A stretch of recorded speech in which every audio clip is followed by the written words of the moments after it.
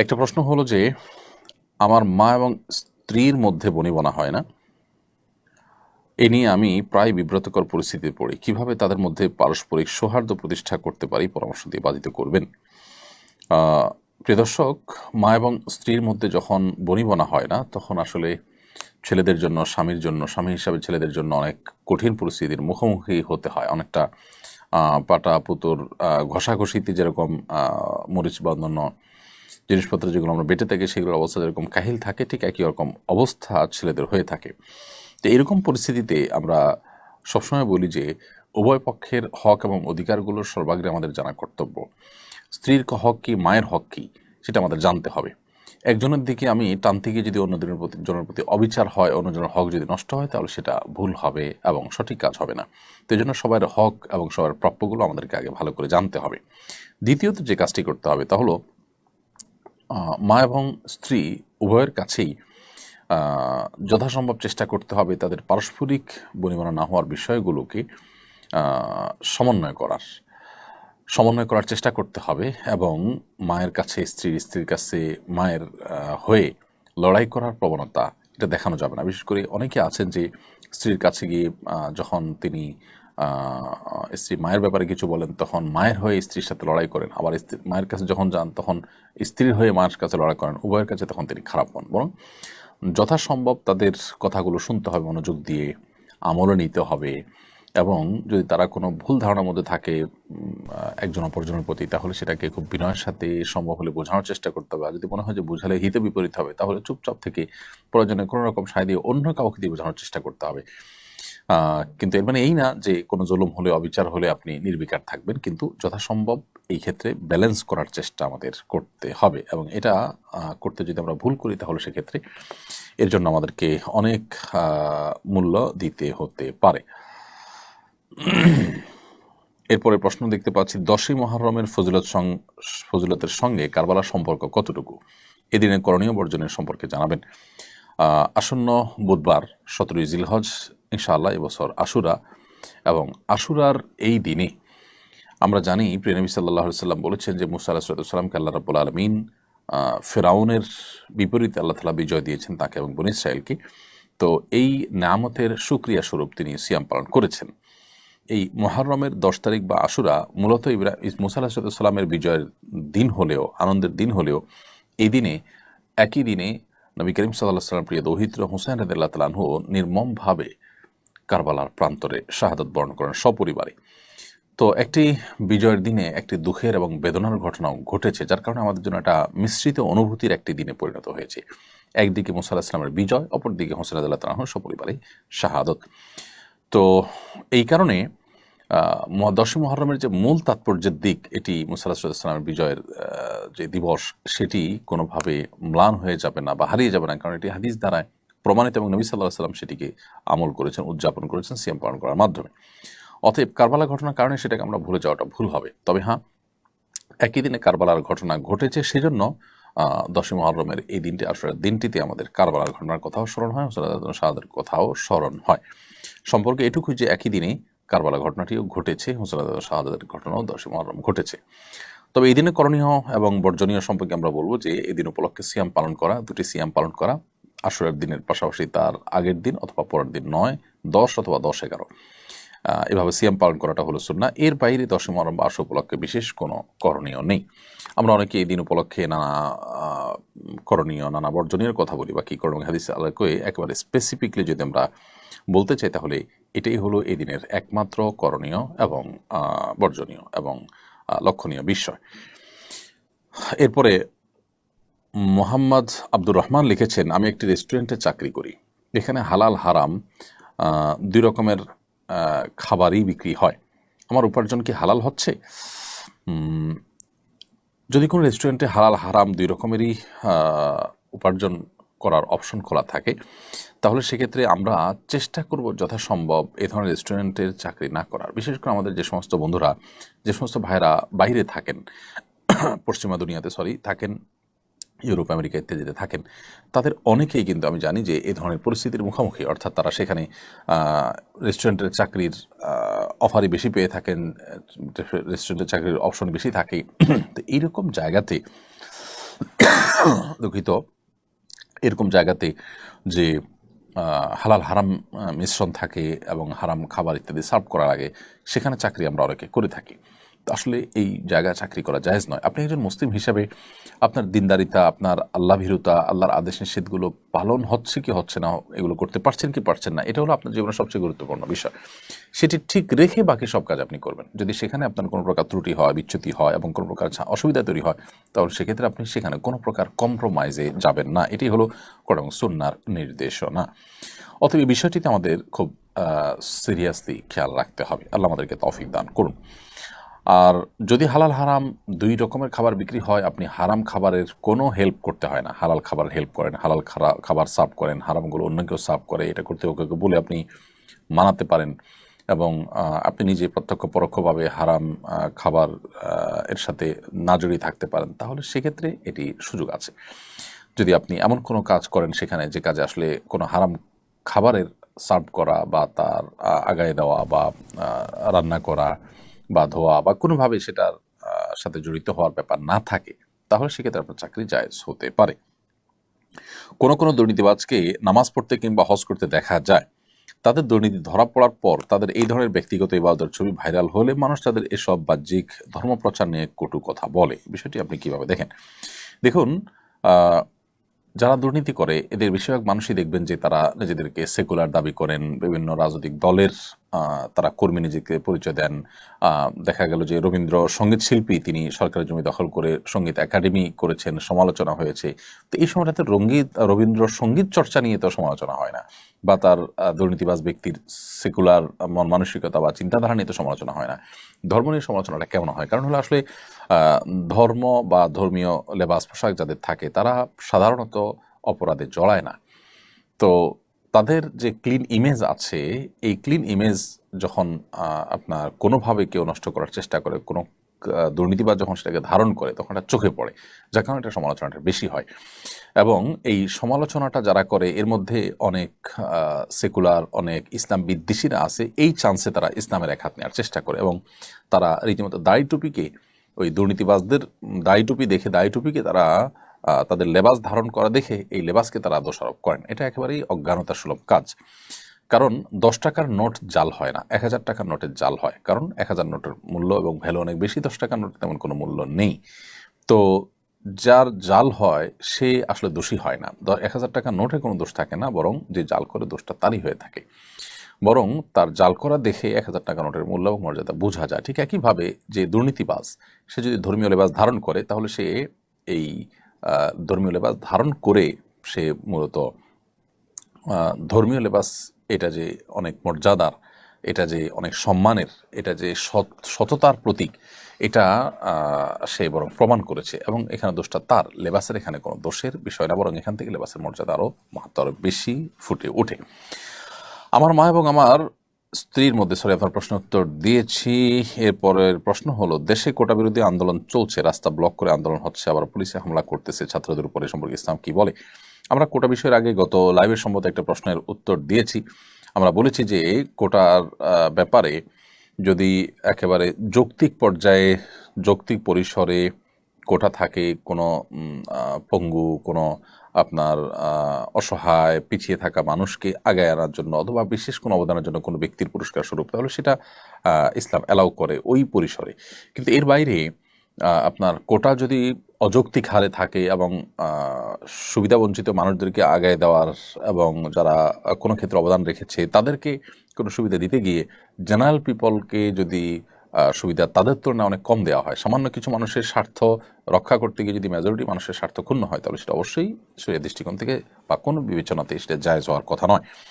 So এই বিষয়টা নির্ভর করে যে আসলে রেশিওটা কি থাকছে, যৌক্তিক থাকছে নাকি অযৌক্তিক থাকতে, বাকি মূল বিষয়টা নিষিদ্ধ নয়, এটি মৌলিকভাবে কোনো অপরাধ নয়। মেয়েদের কোটা বিষয়ে আমরা বলেছি বিভিন্ন সময় যে মেয়েদের আল্লাহ রাব্বুল আলামিন সৃষ্টি করেছেন, তারা একটা সংসারের আভ্যন্তরীণ দিকগুলো দেখবেন, আল্লাহ তাআলা তাদের শারীরিক কাঠামোটা তৈরি করেছেন সেভাবে।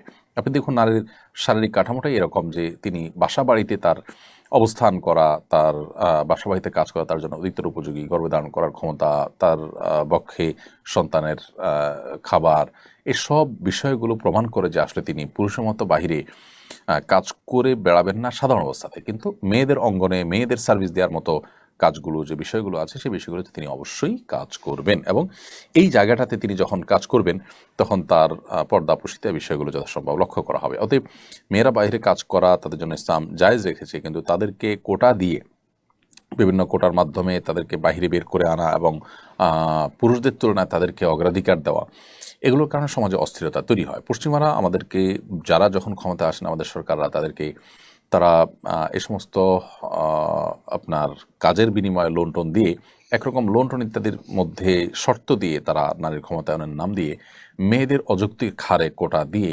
পুরুষদের কাজের পথগুলোকে তারা বন্ধ করে দিচ্ছেন। আমাদের মা বোনরা আমাদেরই আপনার পরিবারের অংশ, তারা আমাদের আপন, আমরা তাদের মধ্যে কোনো ডিভাইডেশন করতে চাই না, কিন্তু কুচক্রী মহল তারা মূলত এই কাজের মাধ্যমে আমাদের সমাজে যে সংকটটা তৈরি করছে সেটা হয়তো অনেকে আমরা ধরতে পারছি না। শত শত হাজারো যুবক বেকার থাকছে, আবার বহু মহিলারা কাজ করছেন, যেখানে মহিলাদের কাজ না করলেও চলে অথবা পুরুষরা তার চাইতে ভালো কাজ করতে পারবে না, সেখানে দেখা যাচ্ছে মেয়েদেরকে সেখানে কাজ করতে দেওয়া হচ্ছে। তো এই বিষয়গুলোর কারণে পুরুষদের মধ্যে বেকারত্ব তৈরি হচ্ছে, যার ফলে সন্ত্রাস, চাঁদাবাজি, মাদক এগুলোর পরিমাণ বেড়ে যাচ্ছে। যার কারণে এগুলোকে নিয়ন্ত্রণ করতে হলে এই অযৌক্তিক হারে যে কোটার আপনার বন্টন রয়েছে বা কোটা রয়েছে সেটিকে অবশ্যই সংশোধন বা সংস্কার করা প্রয়োজন আছে। বিশেষ করে আমি স্পেসিফিকলি এই জায়গাটায় বললাম, নার্সিং পেশা সারা পৃথিবীতে মেয়েদের অগ্রাধিকার দেওয়া হয়। এর পক্ষে যত যুক্তি দেওয়া হোক না কেন, পুরুষদের কি নার্সিং পেশা করতে ইচ্ছা করে না? তাদেরকে অগ্রাধিকার না দেওয়ার কি কারণ থাকতে পারে? এবং মেয়েদেরকে, তাদেরকে যে আমরা বাহিরে চাকরি দেওয়ার নাম করে, স্বাধীনতা বা অধিকার দেওয়ার নাম করে তাদেরকে আমরা বাহিরে বের করছি, তাদের আভ্যন্তরীণ যে কাজটা, ঘরের ভেতরে যে কাজটা, তাদের শারীরিক কাঠামোতে আল্লাহ তাআলা যে সমস্ত দায়িত্বের বিষয় দিয়ে রেখেছেন, সেগুলো কি কোনোটা পুরুষরা করতে পারছেন? তাহলে সেক্ষেত্রে তাদেরকে অধিকার দেওয়া হচ্ছে নাকি তাদের দিয়ে ডাবল ডিউটি করানো হচ্ছে? বিষয়টা অনেক আলোচনা সাপেক্ষ, যাই হোক সেটা ভিন্ন বিষয়। আমরা কোটার সম্পর্কে এতটুকু বললাম যে এটি মৌলিকভাবে ইসলামের দৃষ্টিকোণ থেকে নাজায়েজ না হলেও এটির যৌক্তিক পরিসর থাকা গুরুত্বপূর্ণ। অযৌক্তিক পরিসর থাকলে সেটি অবশ্যই গুনাহের বিষয় হবে বা অন্যায় হবে। এক পুলিশ অফিসার ছাত্রাবস্থায় নবী সাল্লাল্লাহু আলাইহি সাল্লামের অবমাননা করে ব্লগ লিখেছিলেন। সাম্প্রতিক কিছু ঘটনার প্রেক্ষিতে তার পুরনো বিষয় নিয়ে অনলাইনে আলোচিত হওয়ার পর তিনি নিজেকে মুসলিম দাবি করেছেন। পূর্বের অবস্থান তার ভুল ছিল, সেটা স্বীকার করে ক্ষমাও চেয়েছেন। এখন আমরা তার বিষয়ে কি অবস্থান গ্রহণ করব? অনেকে বলে খাদিম রাসূলের কোনো তওবা কবুল হয় না। দেখুন, বিষয়টা নিয়ে বেশ আলোচনা সমালোচনা চলছে এবং আমরাও এটা নিয়ে লিখেছি, বলেছি। একজন মানুষ তিনি তার ছাত্র জীবনে এমন কিছু কথা বলেছেন যেগুলো নবী সাল্লাল্লাহু আলাইহি সাল্লামের অবমাননার শামিল, যেগুলা একজন মুসলিম কখনো করতে পারেন না। প্রথমত আমাদের দেখা দরকার যে এ ধরনের পরিস্থিতি কেন হয়। শুধু তিনি নন, আমাদের সমাজে অনেক মুসলমানের ঘরে জন্ম নেওয়া সন্তান আছেন যারা এই পথে যাচ্ছেন। এর অন্যতম প্রধান কারণ হলো আমাদের শিক্ষা কারিকুলামে, আমাদের সিলেবাসে, পাঠ্যপুস্তকে এমনভাবে ইসলাম বিদ্বেষ বা ইসলামের প্রতি সন্দেহ, সংশয় নানাভাবে ঢুকিয়ে দেওয়া হয়েছে। বিশেষ করে বিদেশি এনজিওগুলো সরকারের এই বিষয়ে দায়িত্বশীল লোকদেরকে ভুলভাল বুঝিয়ে তাদের এজেন্ডাগুলো নানা সময় তারা পুশ করেছে। এগুলোর ফলশ্রুতিতে আমাদের জেনারেল শিক্ষিতদের একটা বড় অংশ কিন্তু তারা বিপদগামিতার পথে চলে গেছে। তো এই বাস্তবতার কারণে শুধু এই পুলিশ অফিসারই নয়, আরও অনেকেই এ ধরনের পথে পা বাড়িয়েছেন। তো তাদেরকে প্রপার ইসলামী শিক্ষা দেওয়া যায়নি, অথবা তাদেরকে শিক্ষা কারিকুলামে যে ইসলামোফোবিয়া বা ইসলাম বিদ্বেষ নানাভাবে যে ঢুকিয়ে দেওয়া হয়েছে, এটা থেকে তাদেরকে রক্ষা করা যায়নি, যার কারণে তারা হয়তো এই পথে চলে গেছেন। এরপর যদি কারোর বোধোদয় হয় এবং তিনি যদি তার ভুল বুঝতে পারেন এবং ভুল স্বীকার করেন এবং ক্ষমা চান, তওবা করেন, তাহলে সেক্ষেত্রে আমরা তার সেই ভুল স্বীকার করাটাকে অবশ্যই অ্যাপ্রিসিয়েট করব এবং অ্যাপ্রিসিয়েট করা উচিত। বিশেষ করে তিনি যখন প্রকাশ্যে এরকম ক্ষমা চাইবেন এবং নিজের পূর্বের অবস্থান ভুল ছিল এটা তিনি স্বীকার করবেন, তাহলে সেক্ষেত্রে আর তাকে নিয়ে আমাদের বাড়াবাড়ি করা এটা উচিত হবে না। বিশেষ করে একজন মানুষ যখন সুন্দর এবং সত্যের পথে তিনি আসতে চাইবেন, তখন তাকে যতটুকু সম্ভব আমাদের চেষ্টা করা উচিত সাধুবাদ জানানো, আশার পথটা সুগম রাখা। আর শাতিমে রাসূলের ব্যাপারে অনেক উলামা ইকরামি বলেছেন যে তওবা তিনি যদি করেন আল্লাহ সুবহানাহু ওয়া তাআলার কাছে যে তওবা কবুল হবে এটা নিয়ে কোনো দ্বিমত কারণ নেই। সারা বিশ্বের সব উলামা ইকরামের এজমা রয়েছে যে আল্লাহ সুবহানাহু ওয়া তাআলার কাছে কবুল হবে।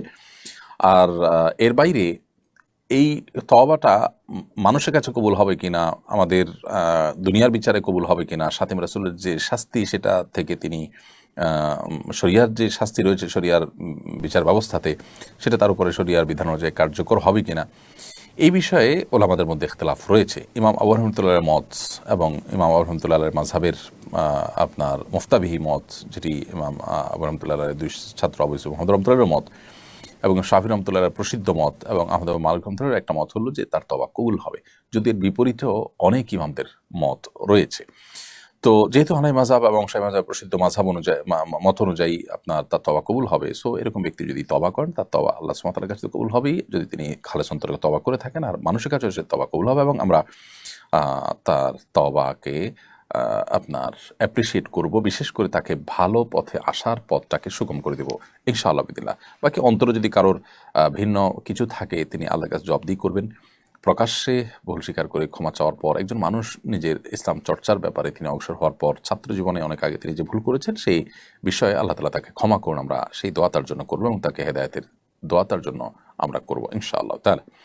তরুণদের মধ্যে ফুটবল ক্রিকেট নিয়ে উন্মাদনা লক্ষ্য করা যায়, বিশেষত ফুটবলারদের লাইফস্টাইল অনেকে ফলো করে, শরীরে তাদের মতো ট্যাটু আঁকা এবং হেয়ার কাট গ্রহণের প্রবণতা দেখা যায়, তাদের উপর ইসলাম কি বলে? দেখুন, একজন মুসলমানের আইডল হবেন প্রিয় নবী সাল্লাল্লাহু আলাইহি ওয়াসাল্লাম। প্রিয় নবী সাল্লাল্লাহু আলাইহি ওয়াসাল্লাম এবং সাহাবায়ে কেরাম খোলাফা রাশেদা তারা হবেন মুসলমানের আইডল, মুসলমানের আদর্শ। এর বাইরে মুসলমানদের কোনো আইডল বা কোনো আদর্শ আসলে অমুসলিমদের মধ্যে থাকতে পারে না। আদর্শিক দেউলিয়াপনার কারণে আমাদের মুসলমানদের মধ্যে একটা শ্রেণীর মানুষদেরকে দেখা যায় যে তারা বিভিন্ন ক্রিকেটার, বিভিন্ন ফুটবলার, বিভিন্ন তথাকথিত তারকাদের তারা ভক্ত অনুরক্ত হয় এবং তাদের বিভিন্ন বিষয়ের তারা অনুকরণ করে। একজন মুসলমান হিসাবে এটি আমাদের জন্য কোনো অবস্থাতে জায়েজ নয়। একজন তরুণ হিসাবে আমি আমার প্রিয় নবী সাল্লাল্লাহু আলাইহি সাল্লামকে, সাহাবীদেরকে, খোলাফা রাশিদদেরকে আমি জানার চেষ্টা করি এবং জানতে পারি, তাহলে সেক্ষেত্রে এই খেলোয়াড়রা কখনো আমাদের আইডল হতে পারে না। তো এই উন্মাদনার কারণে তাদের লাইফস্টাইল ফলো করা এটি আমাদের ইমানের দুর্বলতার কারণে হয়ে থাকে। আপনি যদি প্রিয় নবী সাল্লাল্লাহু আলাইহি সাল্লাম, সাহাবায়ে কেরামের বীরত্ব গাথা জানেন, আপনি যদি তাদের আত্মত্যাগ জানেন, আপনি যদি তাদের মানবিক গুণাবলীর কথা জানেন, আপনি যদি তাদের জীবনের যে উন্নত দিকগুলো আছে সেগুলো যদি আপনি জানেন, তাহলে সেক্ষেত্রে আপনি কখনো কোনো ফাসিক, কোনো কাফের, কোনো আল্লাহ দ্রোহী, কোনো জাহান্নামের পথযাত্রী কোনো মানুষের আপনি অন্ধ অনুকরণ বা অনুসরণ করতে পারেন না, বা তার ভক্ত আপনি অন্তত হতে পারেন না। তো নবী করিম সাল্লাল্লাহু আলাইহি ওয়াসাল্লাম বলেছেন, মান তাশাব্বাহা বিকওমিন ফাহুয়া মিনহুম, যে ব্যক্তি কারোর সাদৃশ্য গ্রহণ করবে, কোনো সম্প্রদায়ের, কোনো দলের মানুষের সাদৃশ্য গ্রহণ করবে, সে তাদের অন্তর্ভুক্ত হবে। সো আপনি যদি আপনার আচার আচরণে, আপনার চলনে বলনে, আপনার পোশাক আশাকে এবং আপনার হেয়ার কাটিং ইত্যাদিতে এই সমস্ত ফাসিক ফাজেরদের অনুসরণ করেন, তাহলে সেক্ষেত্রে আপনি তাদের অন্তর্ভুক্ত হবেন। কিয়ামতের ময়দানে তাদের অবস্থান কি থাকবে, তারা আল্লাহর প্রতি অবিশ্বাসী হওয়ার কারণ সেটা বলাই বাহুল্য। তো এগুলো হলো আমাদের চিন্তাগত এবং আদর্শিক দেউলিয়াপনার কারণে হয়ে থাকে। আল্লাহ তাআলা আমাদেরকে হেদায়েত দান করুন। আর ট্যাটু আঁকা এমনিতেই তো নাজায়েজ এবং গুনাহের কথা, তাদের অনুসরণ করার কারণে সেটি ডাবল গুনাহের বিষয়ে পরিণত হবে। এরপর প্রশ্ন হলো, কারবালার ইতিহাস থেকে আমরা কি শিক্ষা লাভ করতে পারি? কারবালার যে ইতিহাস, সেই ইতিহাস থেকে আমাদের শিক্ষা লাভের অনেক বিষয় আছে। তোমার থেকে একটা হলো যে যাকে তাকে বিশ্বাস করতে নেই, বরং বুঝে শুনে মানুষকে বিশ্বাস করতে হয়। বিশেষ করে প্রতারক, মুনাফিকদের ব্যাপারে সতর্ক থাকতে হয়। ইমানদার, নেককার, আল্লাহর প্রিয় বান্দারা মুনাফিকদের মুনাফিকিতে অনেক সময় বিভ্রান্ত হন, অনেক সময় ভুলের মধ্যে পা বাড়ান। এটা সরলতার কারণে, এটা ইমানের কারণে। আল মুমিনু গিররুন কারীম, ইমানদার তিনি তিনি কারোর তার সরলতার কারণে কেউ প্রতারণা করলে তার প্রতারণা তিনি অনেক সময় দেখা যায় প্রতারিত হয়ে পড়েন। তবে একই ঘটনায় বা একই ইস্যুতে বারবার তিনি প্রতারিত হবেন না, সেটাও নবী সাল্লাল্লাহু আলাইহি ওয়াসাল্লাম বলেছেন যে মুমিন এক গর্তে দুইবার পড়বে না। তো হুসাইন রাদিয়াল্লাহু তাআলা আনহুকে যারা ডেকে নিয়ে গিয়েছিল, পরে তারা তাদের প্রতিশ্রুতি রক্ষা করেনি। এখান থেকে আমরা শিখলাম বা আমাদের শিখার বিষয় আছে যে আসলে কেউ আমাদেরকে আপন বললেই আমরা সবসময় আপন হিসাবে তাদেরকে গ্রহণ করব না। আবার সবচেয়ে বড় শিক্ষার বিষয় হলো যে তিনি অন্যায়ের সাথে কোনো আপোষ করেননি। তিনি যদি আপোষ করতেন তাহলে হয়তো তার এই পরিণতি হতো না। তো এখান থেকে জুলুম, অন্যায় এবং অনাচারের বিরুদ্ধে নিজেদের অবস্থানকে সুদৃঢ় এবং শক্ত রাখার শিক্ষাটা হলো কারবালার সবচেয়ে বড় শিক্ষা। আল্লাহ তাআলা আমাদের সবাইকে এই শিক্ষাগুলো, আরও যে শিক্ষাগুলো আছে সেগুলো অর্জন করার, সেগুলো আমাদের জীবনে ধারণ করার তৌফিক দান করুন। সেই সাথে হোসেন রাদিয়াল্লাহু তাআলা সহ সপরিবারে সেখানে যারা শাহাদাত বরণ করেছেন, শাহাদাতের উচ্চ মাকাম তাদেরকে দান করুন। তাদেরকে যারা নির্মমভাবে খুন করেছে, শহীদ করেছে, সেই পাপিষ্ঠদেরকে আল্লাহ তাআলা উপযুক্ত প্রাপ্য বুঝিয়ে দিন। এরপরে প্রশ্ন হলো, জেনারেল লাইন থেকে দায়ী হওয়ার উপায় কি? জেনারেল লাইন থেকে দায়ী হওয়ার, আল্লাহর পথের আহ্বানকারী হওয়ার সবচেয়ে বড় উপায় বা মাধ্যম হলো যে আপনি যেটাই জেনেছেন, শিখেছেন ইসলামের সৌন্দর্য বা এমন কোনো বিষয় যেটা ইসলামের ব্যাপারে মানুষকে মোটিভেটেড করে, এরকম বিষয় আপনি যেটি জেনেছেন সেটা অন্যের কাছে পৌঁছে দিবেন। কোনো সুসংবাদ জেনেছেন সেটা পৌঁছে দিবেন, কোনো সতর্কীকরণের বিষয় জানতে পেরেছেন সেটা আরেকজনের কাছে পৌঁছে দিবেন। এটি হবে আপনার দাওয়ার মাধ্যম। এর বাইরে আপনার মাসলা মাসাইল বিষয় বা আকীদাগত বিষয় বা ইসলামের সূক্ষ্ম বিষয় যেগুলো আসলে স্কলারদের কাজ বা এই সাবজেক্টের এক্সপার্টদের কাজ, সেটা আমরা সাধারণ ভাইরা করতে যাব না। এক্ষেত্রে মাত্রা জ্ঞানটা অনেকটা গুরুত্বপূর্ণ। আমাদের জেনারেল লাইন থেকে যারা দাওয়াতের কাজে আসেন, অনেকে আছেন যে এখানে এসে তারা মাত্রা জ্ঞান হারিয়ে ফেলেন এবং যেটা তার সাবজেক্ট না সেই সাবজেক্ট তিনি কথা বলেন, যেটা তিনি বলতে পারেন না সেই কথা তিনি বলে ফেলেন। এটা যেন না হয়। আমরা যতটুকু জানবো ততটুকু প্রচার শুরু করব। আর এর বাইরে ইসলামের বেসিক বিষয়গুলো আমাদের শেখা দরকার। সেটার জন্য বিভিন্ন কোর্স করা যেতে পারে, বিভিন্ন বই পুস্তক পড়ে শেষ করা যেতে পারে, যাতে করে ইসলাম সম্পর্কে বেসিক ধারণা আমাদের হয়ে যায়। দাওয়ার মূলনীতিগুলো আমরা শিখে নিয়ে তারপরে দাওয়াতি কাজ আমরা করতে পারি ইনশাআল্লাহ তাআলা। এরপরে প্রশ্ন হলো, আমাদের ইউটিউব চ্যানেল থেকে একজন প্রশ্ন করেছেন, মেয়ের বয়স 12 বছর, তবে বালেগ হওয়ার অন্য লক্ষণ তথা শারীরিক পরিবর্তন দেখা গেলেও পিরিয়ড হয়নি, তার ক্ষেত্রে শরীয়তের বিধান প্রযোজ্য হবে কিনা? দেখুন, ছেলে বা মেয়ে উভয়ের প্রাপ্তবয়স্ক হওয়ার ক্ষেত্রে মূলনীতি হলো যে শারীরিক কাঠামোতে বালেগ হওয়ার যে আলামতগুলো আছে সেগুলো বা লক্ষণগুলো আছে সেগুলো দেখা গেলে তারা প্রাপ্তবয়স্ক হিসেবে বিবেচিত হবেন, তাদের বয়স যাই হোক না কেন। নানা কারণে, বিশেষ করে সেক্সুয়াল বিষয়গুলোতে যে আপনার পশ্চিমা পৃথিবীর যে বিশেষ এজেন্ডা আছে, আমাদের দেশের এনজিওগুলো যে এজেন্ডা আছে, এগুলোর কারণে মেয়েরা এখন অনেক আগে থেকে তারা প্রাপ্তবয়স্ক হয়ে যাচ্ছে। তো যাই হোক, ছেলে এবং মেয়েদের প্রাপ্তবয়স্ক হওয়ার যে লক্ষণ আছে, বালেগ হওয়ার যে লক্ষণ আছে, শরীয়ত দৃষ্টিকোণ থেকে সেই লক্ষণগুলো পাওয়া গেলেই তাদেরকে বালেগ ধরা হবে। যেমন ছেলেদের ক্ষেত্রে দাড়ি গজানো, স্বপ্নদোষ হওয়া ইত্যাদি। মেয়েদের ক্ষেত্রে আপনার পিরিয়ড বা মাসিক শুরু হওয়া, অথবা আপনার স্বপ্নদোষ হওয়া, কিংবা শরীরের কাঠামোতে প্রাপ্তবয়স্ক নারীর মতো পরিবর্তন আসা, এর কোনোটি আসলেই কিন্তু তিনি প্রাপ্তবয়স্ক হিসেবে বিবেচিত হবেন। এর বাইরে যদি এই আলামতগুলো, চিহ্নগুলো, লক্ষণগুলো দেখা না যায় অথচ তার বয়স 15 হয়ে যায়, তাহলে সেক্ষেত্রে তিনি অবশ্যই বালেগ হয়ে যাবেন।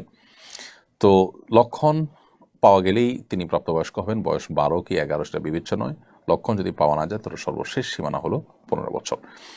নীলপরি আইডি থেকে আপনি লিখেছেন, আমার স্বামী তাস খেলে, টাকা বাজি ধরে না, কিন্তু পরাজিতরা বিজয়ীদেরকে প্রতিবার ফ্রিতে চা ও সিগারেট খাওয়াতে হয়, এটা কি জুয়া খেলা বলে গণ্য হবে?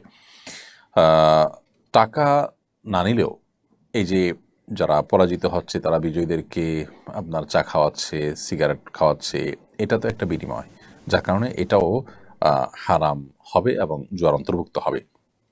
টাকাটা নেওয়া যাবে না, অন্য কিছু নেওয়া যাবে, ব্যাপারটা সেরকম না। আর দ্বিতীয়ত হলো, এখানে সিগারেট খাওয়ানো হচ্ছে, সেটা তো আরেকটা গুনাহ, ডাবল গুনাহ হচ্ছে সেখানে। আর তৃতীয়ত হলো, এই খেলাটাই শরীয়ত দৃষ্টিকোণ থেকে না জায়েজ, অর্থাৎ এখানে কয়েকটা বিষয় একসাথে জড়িত। অতএব আমরা তো অনুরোধ করব আপনাকে যে আপনার স্বামীকে আপনি এই খেলা থেকে ফিরে আনার চেষ্টা করবেন। যারা এই খেলায় আসক্ত হয়ে যায় তারা সাধারণত ফিরে আসতে পারে না বা কঠিন হয় তাদের জন্য। বিকল্প কোনো বিনোদনের বা ভালো সময় কাটাবার কোনো উপায় তার জন্য আপনি আবিষ্কার করতে পারেন, খুঁজে দেখতে পারেন, এবং আল্লাহ তাআলার কাছে দোয়া করার পাশাপাশি তাকে আপনার সর্বশক্তি দিয়ে, আপনার সকল আবেগ, ভালোবাসা, সব কিছু দিয়ে তাকে এই পথ থেকে ফেরাবার চেষ্টা করবেন। প্রশ্ন ফাঁসে জড়িত এক ব্যক্তির টাকা সম্পর্কে জিজ্ঞাসা করলে তিনি বলেন, আমি প্রশ্ন ফাঁসের মাধ্যমে অর্জিত সব টাকা আল্লাহ রাস্তায় খরচ করেছি। দুর্নীতির মাধ্যমে অর্জিত অর্থ আল্লাহ রাস্তায় ব্যয় করলে কি আসলে মাপ পাওয়া যাবে? না ভাই, আমাদের দেশে কালো টাকা সাদা করা যায়, অর্থাৎ অবৈধভাবে উপার্জন করেছেন কেউ, কিছু ট্যাক্স দিয়ে দিলে সবগুলো সাদা হয়ে যায়। এটা দেখে আমরা অনেকে মনে করি যে ধর্মীয় ক্ষেত্রেও বোধ হয় আমরা কোনো অন্যায় উপার্জন করে, হারাম উপার্জন করে কিছু টাকা দান সাদেকা করে দিলে বোধ হয় বাকিগুলা হালাল হয়ে যাবে। ব্যাপারটা সেরকম না। হারাম উপার্জন করলে আপনি এই টাকা যাদের থেকে উপার্জন করেছেন, কারোর হক নষ্ট করেছেন, তাহলে তারটা তাকে ফেরত দিতে হবে, সম্পূর্ণ দান করে দিতে হবে যদি তাকে ফেরত দেওয়ার সুযোগ না থাকে। এরপর আল্লাহ তাআলার কাছে মাপ চাইতে হবে। কিন্তু আপনি কিছু টাকা দান সদকা করে দিয়ে বাকিগুলো হালাল হয়ে যাবে মনে করলে সেটি আপনার ভুল ছাড়ার কিছু নয়। এরকম ধারণা অনেকেই করছেন। অতএব তাদের সেই ধারণা থেকে বেরিয়ে আসতে হবে এবং হারাম উপার্জন থেকে তাদেরকে দূরে থাকতে হবে। আল্লাহ তাআলা আমাদেরকে তৌফিক দান করুন। পাঠাও, উবার ও এ জাতীয় রাইড শেয়ারিং অ্যাপসের মাধ্যমে রাইডারের সঙ্গে যোগাযোগ হবার পর অনেক সময় রাইডার রাইড ক্যান্সেল করে একই ভাড়ায় অ্যাপ ছাড়া যাওয়ার প্রস্তাব দেন। এতে অ্যাপ কর্তৃপক্ষের নির্ধারিত হিস্সা থেকে বঞ্চিত করা হয়। এমন প্রস্তাব গ্রহণ করা যাত্রীদের জন্য উচিত কিনা? না, কোনো অবস্থাতে উচিত নয়। আমরা এর আগেও প্রশ্ন উত্তর দিয়েছি, এটা এক ধরনের অন্যায় এবং এক ধরনের গুনাহের কাজ। কারণ যেই অ্যাপের মাধ্যমে রাইডার প্যাসেঞ্জারকে পেলেন, সেই অ্যাপ ডেভেলপ করেছেন, সেটা ম্যানেজমেন্ট করছেন, সেটা রিপেয়ার করছেন। এটার মাধ্যমে আপনি তার অ্যাপটা ব্যবহার করে আপনি যাত্রী পেলেন, এরপরে যাত্রীকে বলছেন ক্যান্সেল করে আমাকে টাকাটা দিয়ে দেন, অর্থাৎ অ্যাপওয়ালাকে আমি বঞ্চিত করলাম। এটা তার অধিকার থেকে তাকে বঞ্চিত করা হলো। যেহেতু অ্যাপ ব্যবহার করে আপনি যাত্রী রেখেছেন, সো এই যাত্রী থেকে নির্ধারিত কমিশন পাওয়া এটা অ্যাপ কর্তৃপক্ষের পাওনা হয়ে গেল, অধিকার হয়ে গেল, কারণ তাদের ওইটা দিয়ে আপনি ডেকেছেন। তাছাড়া তাদের সাথে আপনার চুক্তিও ছিল এই মর্মে যে আপনি তাদের অ্যাপ দিয়ে যখন যাত্রী পাবেন তখন তাদের এত পার্সেন্টেজ দিবেন, আপনি সেটা চুক্তিও করেছেন। তাহলে সেক্ষেত্রে রাইডার সেখানে চুক্তি ভঙ্গ করছে, আপনি সেখানে তাকে সাহায্য করছেন। আবার রাইডার তার ওই অ্যাপ কর্তৃপক্ষের যে অধিকার নষ্ট করছে সেখানে আপনি সহযোগিতা করছেন। এজন্য এই ক্ষেত্রে আপনাকে অবশ্যই ফিরে আসতে হবে এই সমস্ত অন্যায় থেকে, এবং কোনো অবস্থাতে এই ধরনের প্রস্তাব গ্রহণ করা যাবে না। হ্যাঁ, কোনো রাইডার যদি নিজে থেকে কোনো প্যাসেঞ্জার খুঁজে পেয়েছেন অ্যাপের মাধ্যমে না, তো সেটা তিনি তার সাথে চুকিয়ে যেতে পারেন, সেটা ভিন্ন বিষয়, যদি এক্ষেত্রে তার কোনো চুক্তির লঙ্ঘন ইত্যাদি না থাকে। এমডি ইয়ামিন, আপনি লিখেছেন, আমি গার্মেন্টসে চাকরি করি, সেখানে সব সময় চুপচাপ থাকি, কম কথা বলি, এই কারণে সবাই আমাকে বোকা ভাবে, অবহেলা করে, জোর খাটায় বেশি কাজ করা ইসলামী দৃষ্টিকোণ থেকে আমার করণীয় কি? এটি আমাদের সমাজের একটা সমস্যা আমরা বলতে পারি, যে ইন্ট্রোভার্ট কিসিমের মানুষদেরকে মানুষ নানাভাবে জুলুম করে, তাদেরকে ভুল বোঝে ইত্যাদি ইত্যাদি।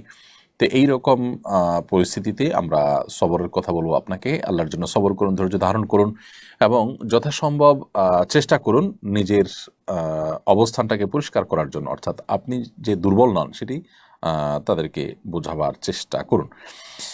ইনশাআল্লাহ বিদিনিল্লাহ এর মাধ্যমে আল্লাহ যদি রহম করেন তো হয়তোবা আপনার প্রতি জুলুম কমবে। আর যদি না হয় তাহলে সেক্ষেত্রে এত বোকা আপনি নিজেকে তাদের সামনে সাব্যস্ত করবেন না বা হাজির করবেন না এটা বোকা রূপে, যে আপনাকে তারা পেয়ে বসতে পারে। আপনার জায়গা থেকে আপনি চেষ্টা করবেন যথাসম্ভব আত্মরক্ষা করবার জন্য। আল্লাহ তাআলা তৌফিক দান করুন।